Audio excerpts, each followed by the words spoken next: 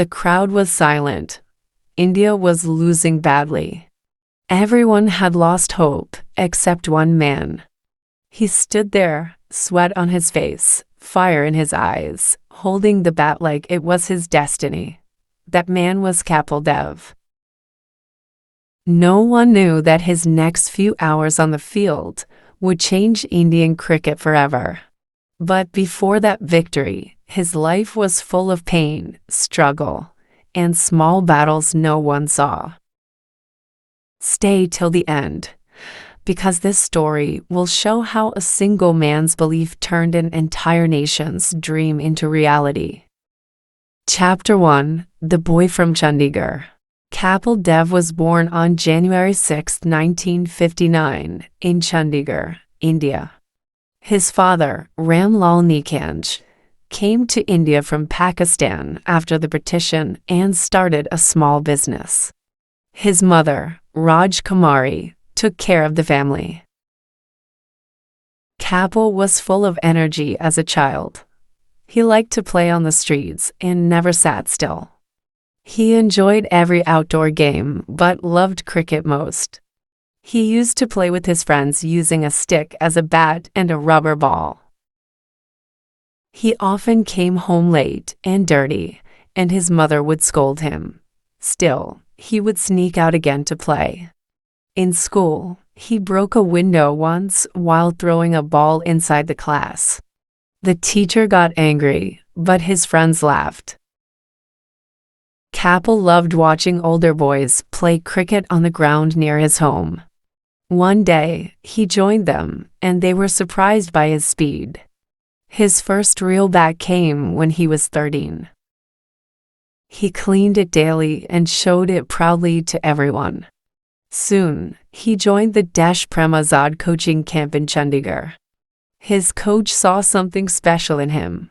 Kapil could bowl faster than others his age. He trained hard, bowled for hours, and never looked tired. People began to talk about the tall boy with curly hair who bowled very fast. Chapter 2: The Young Bowler's Journey. Kapil's coach made him practice every morning before school. He ran laps, lifted small weights, and bowled again and again. Even after long practice, he stayed cheerful. He played his first match for Haryana when he was 17. The senior players laughed and said he was too young. But after the first few overs, they changed their minds. His speed shocked them. In one match, he took 6 wickets and became well known in his state. Newspapers started printing his name. In 1978, he was selected for the Indian national team. Kapil was only 19. He told his parents the news, and they were overjoyed. His first international match was against Pakistan. The stadium was packed with shouting fans. When he bowled his first ball, his hands were shaking a little, but his speed impressed everyone. He did not take many wickets in that match, but people noticed his energy. Reporters called him a fast-bowling hope for India. Soon, he became a regular member of the team and started learning from senior players. Chapter 3: The Rise of an All-Rounder. Kapil wanted to be more than just a bowler. He practiced batting every day after team training. He loved hitting big shots. In one domestic match, he scored quick runs and hit several sixes. In 1979, during a test match in Delhi, he made 50 runs and took 4 wickets. That performance made everyone notice him. A year later, against Pakistan, he took 10 wickets in a test match. His parents heard the news on the radio and celebrated at home. Kapil was strong and never liked to give up. In 1981, he played a match in Australia even with a small leg injury. He bowled through pain and helped India win. His determination impressed his teammates. That same year, he scored his first Test century against the West Indies in Delhi. He lifted his bat and smiled at the cheering crowd. By 1982, he was the vice captain of the Indian team. He encouraged young players, telling them to trust their game. India had found a true all-rounder who could bat, bowl, and field with equal skill. Chapter 4: The 1983 World Cup Dream. In 1983, Kapil Dev became the captain of the Indian cricket team for the World Cup in England. Many people thought India had no chance. The West Indies were the strongest team then. But Kapil focused on teamwork. In the match against Zimbabwe, India was struggling badly. The score was 17 for 5 wickets. Kapil came to bat and played one of the most important innings in cricket history. He scored 175 not out, hitting the ball all over the field. That match gave India new confidence. India reached the final against the West Indies. The players were nervous. During the match, Viv Richards hit the ball high into the air, and Kapil ran back and caught it safely.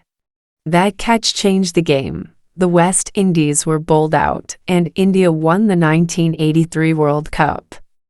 It was India's first world title in cricket. The crowd at Lord's Stadium cheered loudly as Kapil Dev lifted the trophy.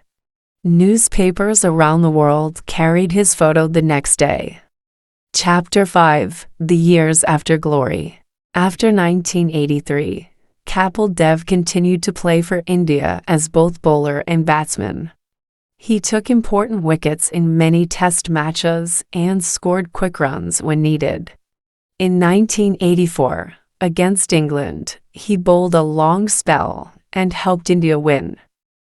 In another match, he hit for 6s in 1 over to save India from losing. Fans began calling him a fearless player. In 1986, he led India to a series win in England, something that had rarely happened before. But there were also difficult times. Sometimes, he was dropped from the team. Some criticized his captaincy. Still, he worked hard and never argued with anyone. In 1994, after years of cricket, he became the world's highest wicket-taker in test matches, passing Sir Richard Hadley's record. When he took that last wicket, the players ran to hug him. It was one of the proudest moments of his long career. Soon after, he started thinking about retirement as younger players joined the team. Chapter 6: The Final Overs. By 1994, Kapil Dev had played cricket for almost 20 years. His body started to feel tired, but he still practiced daily.